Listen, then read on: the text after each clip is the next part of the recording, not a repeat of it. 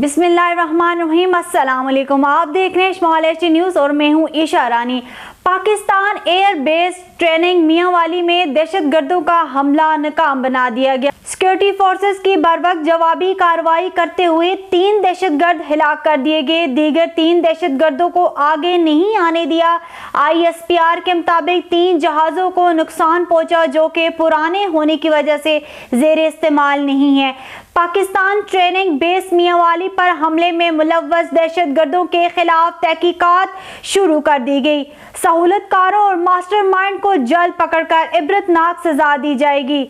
आपको एक बार फिर बताते चलें, Pakistan air force training base Mianwali पर दहशतगर्द हमला नाकाम बना दिया गया। सिक्योरिटी फोर्सेस की बरवक्त जवाबी कार्रवाई करते हुए 3 दहशतगर्द हलाक कर दिए गए। दीगर 3 दहशतगर्दों को आगे नहीं आने दिया गया। ISPR के मुताबिक 3 जहाज़ों को नुकसान पहुंचा जो कि पुराने होने की वजह से जेर इस्तेमाल नहीं है। पाकिस्तान ट्रेनिंग बेस मियांवाली पर हमले में मुलव्वस दहशतगर्दों के खिलाफ तहकीकात शुरू कर दी गई। सहूलतकारों और मास्टरमाइंड को जल्द पकड़कर इबरतनाक सजा दी जाएगी।